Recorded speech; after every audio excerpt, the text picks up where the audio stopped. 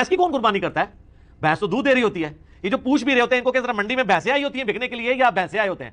पहली तो यह फकी है, जो पूछे ना भैंस की कुर्बानी होती है उनको जी भैंस ही तो तुसी भी नहीं देते। ये हनफी पूछ रहे होते हैं ना भैंस हलाल है या हराम है। तो मैंने बहुत पहले एक वीडियो रिकॉर्ड करवा दिया है, घोड़ा, भैंस, कैंगरू, मुर्गी, अंडा, इसके ऊपर एक एक चीज़ मैंने क्लियर की है। और मैंने उसमें बताया कि आप मुझे पहले फिक्र हनफी में बताया ना कैंगरू हलाल है या हराम है। तो इमाम हनीफा ने तो कैंगरू देखा ही नहीं, उनको तो पता ही नहीं था। ज़ाहिर उस ज़माने में तो ऑस्ट्रेलिया कहाँ था? ऑस्ट्रेलिया तो ज़्यादा मंजर आम पे आया जब ये ब्रिटेन अंपायर थी, इन्होंने वहाँ पे जाके वो अपने जो भी एक याशी का अड्डा बनाया था, तो ऑस्ट्रेलिया तो उस वक्त सामने आया, तो कैंगरू लोगों को पता चलना शुरू हुआ। पहले लोगों को तो कैंगरू का पता ही नहीं था।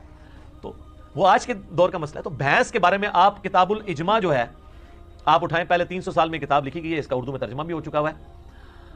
उसमें बाकायदा लिखा है कि इस बात पे इजमा है कि भैंस जो है वो गाय के हुक्म में दाखिल है और ये बहीमतुल अनाम में आती है। तो हमें जो लुगत के लोग हैं ये बताते हैं कि गाय और भैंस एक कैटेगरी में फॉल करते हैं। अगरचे स्पीशीज डिफरेंट है, लेकिन अगर आप इसे दिक्कत नजर से देखें तो ये एक ही जानवर की दो स्पीशीज है। अरब के अंदर गाय पाई जाती है, हमारे यहां पे भैंस पाई जाती है। अच्छा, भैंसें सिर्फ हमारे इलाके, आप मिस्र में चले जाए वहां पे भी भैंसें बहुत है। तो भैंस जो है वो गाय के हुक्म में दाखिल है और भैंस की कुर्बानी का मसला तो फिर हल हो गया। वैसे तो इसमें हनफी तो कायल है भैंसे की कुर्बानी के। अहले हदीस में दो ग्रोह हैं, कुछ कहते हैं कर लें, कुछ कहते हैं ना करें, इसलिए कि ये उन 4 बहीमतुल अनाम में नहीं आते जिसका जिक्र सूरतुल अनाम में आया है, बकरी, भेड़ और गाय और ऊंट। क्योंकि गाय का जिक्र आया तो गाय की स्पीशीज में ये चीज दाखिल है। भैंस जामूस इसे कहा जाता है अरबी में, अल बकरा उसके लिए ये जामूस है।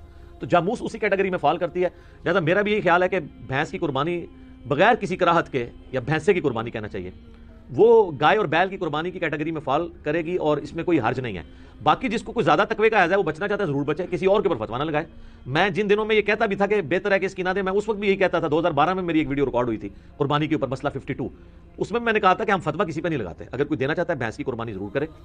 बाकी प्रेफरेबल है, बाद लोग इसमें आर्गूमेंट करते हैं, मैंने भी किया था कि हिरन को हम बकरी की कैटेगरी में लाके, फिर हिरन भी बहीमतुल अनाम में आता है, क्योंकि इसके भी वो पता ना पाँव के खुर कटे हुए होते हैं। ये बहीमतुल अनाम की निशानी है कि वो 2 खुर यूं कटा हुआ होता है, कट वाला पाँव होता है इनके।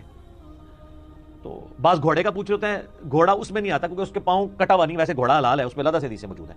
तो कहते हैं फिर कल को हिरन की भी वो कुर्बानी करेगा। भाई हिरन बहीमतुल अनाम में आता जरूर है, लेकिन उस कैटेगरी में जो कुरान में 4 आए हैं उसमें नहीं आता। कुरान की कैटेगरी में, गाय की कैटेगरी में भैंस खुद ब खुद फॉल करती है, लिहाजा भैंस या भैंसे की कुर्बानी गोया गाय की कुर्बानी में शामिल है। और ये हर इलाके की अपनी ग़िज़ा है। हम लोग तो ये सुर्ख गोश्त से डरते हैं ना थोड़ा सा खाते हुए, भैंस के गोश्त को, लेकिन आप अगर केपी में चले जाए ना तो हमारे जो पठान भाई हैं ना वो भैंस का गोश्त जो है ज्यादा शौक से खाते हैं एज कम्पेयर टू गाय के गोश्त के। तो लिहाजा भैंस की या भैंस की कुर्बानी आपको पूछे उसको कहना भैंस छोड़ो, भैंसा कहा करो, क्योंकि भैंस तो दूध देती है, वो किसने कुर्बान करनी है? कोई बीमार हो जाए, कोई बिल्कुल लागर हो जाए, इस तरह की भैंस अगर कुर्बानी के लिए आती है तो उसकी कुर्बानी भी नहीं लगेगी, ये ज़हन में रखिएगा। हाँ, तो भैंसे की कुर्बानी लगनी चाहिए जो सही ताज़ा हो, बेहतरीन किस्म का, तो वो उसका गोश्त भी अच्छा है। और ठीक है, सुन्नत इब्राहिमी में आएगा, बुना हुआ बछड़ा जो है वो हज़रत इब्राहीम अलैहिस्सलाम भी ले आए थे, कुरान में आता है। उनको बाद में पता चला कि ये तो फरिश्ते हैं, खाते नहीं है, पहले तो उनको पता ही नहीं चला। इससे अकीदा इल्म गैब भी क्लियर होता है। ठीक है, तो वो डर गए अपने दिल में कि ये क्यों नहीं खा रहे, मेरा नमक कहीं मुझे नुकसान पहुंचाने तो नहीं आए। तो फिर फरिश्तों ने कहा नहीं, हम इंसानी शक्ल में आए, हम है फरिश्ते हैं, कौम लूत पे अज़ाब लेके। तो भैंस बिल्कुल हलाल है जी, और हलाल भी है, इसकी कुर्बानी भी गाय की कैटेगरी में फॉल करती है। बेफिक्र होकर करें, कोई मसला नहीं है।